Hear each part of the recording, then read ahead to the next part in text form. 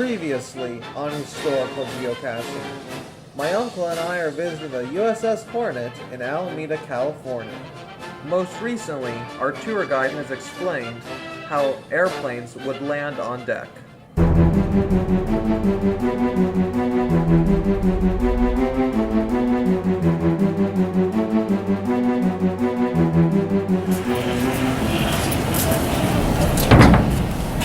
This is an example of a tail hook, okay, 1.25 inch braided steel, and there would be, of course, 4 of these, and they keep track of the number of traps on them. So every 100 traps, these are changed out, okay.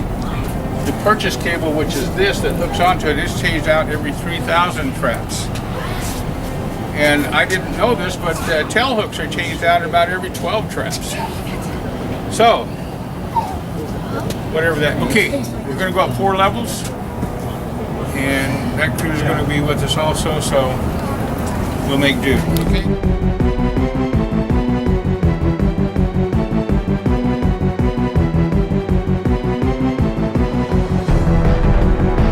Where you're at, this is called Vulture's Row. This is where ship's company could come up and watch flight ops and carry on.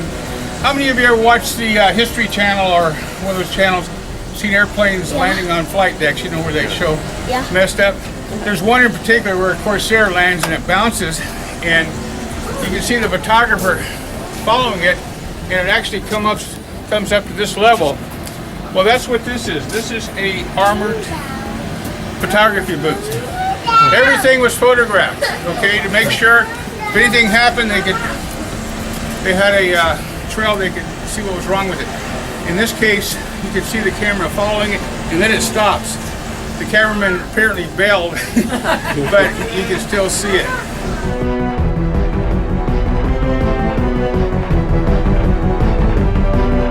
This is the Airbus. He sits right there. He's in charge of everything that flies.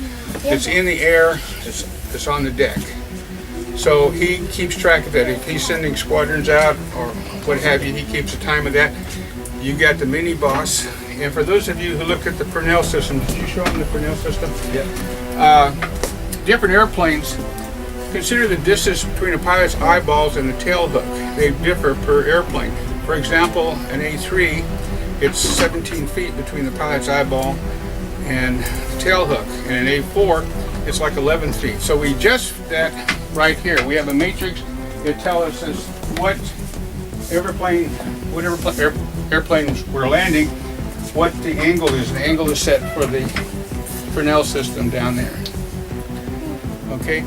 In other words, what you're concerned about deck strikes. If you come too low, it's going to hit the wheels.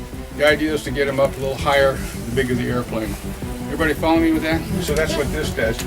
This here, now typically, what he's going to hear, if he's got a squadron returning, let's say you have a flight of 4 coming in, they report in and they call in, they say something like Hawk 24 1.5 with the ball. He's calling the ball because he's lined up in the groove with the Purnell system or the landing assist system for him. Hawk is the type aircraft 24. You can look up here, see who the pilot is. He's got him up here. And generally there's a squadron rep up here with whatever squadron's in the air. Now there can be 3-4 squadrons on board. Okay. So you can look up and you say Hawk 24, that's ensign so-and-so. 1.5, that's how much fuel he's got on board, or 1,500 pounds of fuel. So his basic weight is 11,000 pounds. He's got 1,500 pounds of fuel on board. That puts him about 12.5. That number goes in here. This goes down to the resting gear machinery, which are 4 resting gear. They're all set up for that weight. Weight is very critical, whether you're launching on the catapult or trapping on the stern here, because they've got to set that shock absorber for that weight. You got to understand, if it was overset, it could pull the tail hook out and then you've got to crash, or if it's not enough, it'll play out too far and won't work. So weight is very critical in both launch and recovery, is my point. Okay, now up here, you control lights. There's lights all over the flight deck. You can light up the runway to center line, the side limits of the landing area, the launch area. You've got lights for everything. If you're in a combat area, of course, you're going to have subdue lighting. if you're in non-combat, you can flood the deck of lights if you wanted to, and that's all controlled right here. Now, people up here, you'd have the air boss, the mini boss, using a sextant, which is over here, and they would take readings at sunrise and sunset. So what they would have to do is they'd have 4 or 5 navigating personnel, and I forgot what they called them. What they call the navigators in the Navy? Called the quartermaster. Quartermasters. So they would go out with their sextants up on the flight deck, and they would figure out their location by taking the readings off the sextant and the chronometer. They would bring those readings back in, and they would average out. Ultimately, they would get the Latin long of where they were in regard to the 3 stars that they were able to see. Now, what they would do then is they would take that Latin long and they would come in here to this dead reckoning tracer. Let me open this. They would put that data into these 2 wheels. That would give them the location of where they were. Now, what that meant was, stand back, what that meant was this had a red dot on it which would project up onto this chart. So once they had the location with the calculations that they got, they could determine the direction of where they were going by the speed and the direction that they were going in. And that red dot, they would be able to track their location on this chart. So what they would do to verify that is they'd get these readings every morning and every night. Now if it was cloudy, they would have to just do the calculations with the speed they were going and the direction they were going in, and eventually they would get more readings when the clouds went away, and they were always pretty close to the location that they thought they would be in.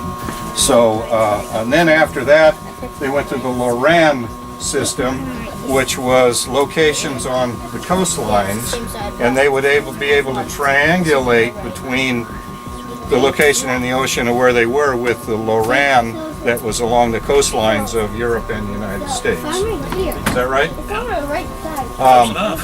And then ultimately, they phased out the Loran for satellite communication now. So everything is GPS located with satellite. And one of the things that they have started teaching in the naval academies again is sextant and chronometers, because if there's ever an emergency where communication goes down, the satellites go out, the GPSs are not available, they have to figure out where they are and how they're going to get to where they're going. So the new officers now are taught how to use a sextant.